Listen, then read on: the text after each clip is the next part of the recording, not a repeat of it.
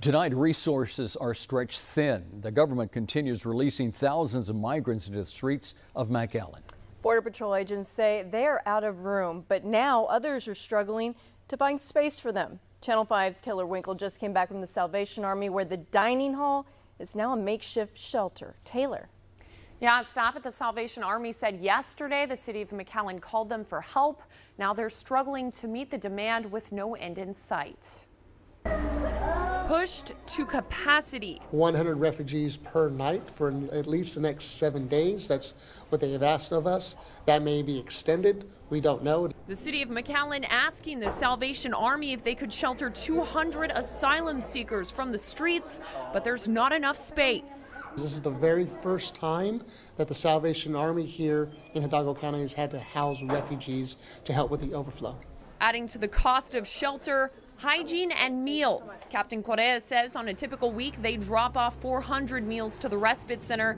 That number now pushing 1,000 a day.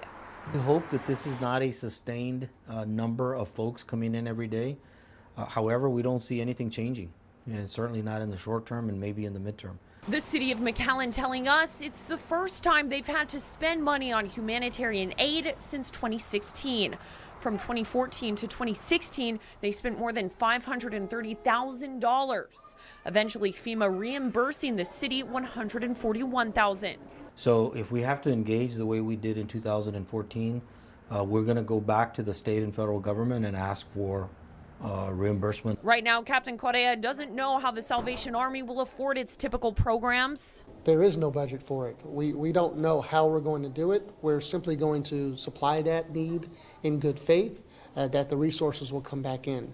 So this is a huge concern because humanitarian relief right now is a community-led effort. It is taxing not only nonprofits such as the Salvation Army and Catholic Charities, it's taxing the community. This is not an easy thing to bear.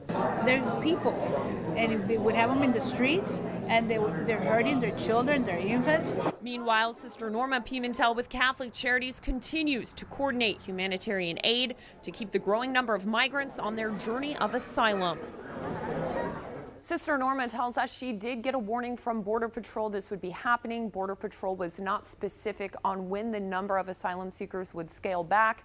In a statement, they told Channel 5 News the RGV sector will continue to coordinate with state and local stakeholders and non-governmental organizations while these temporary measures are in place.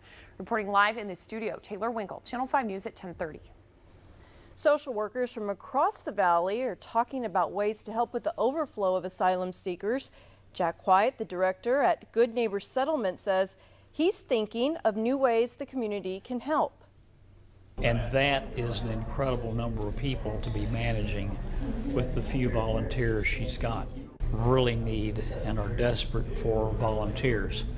We're hoping that UTRGV can encourage students to become involved. Catholic Charities, the Good Neighbor Settlement, and Salvation Army, all in search of extra supplies, donations, and volunteers.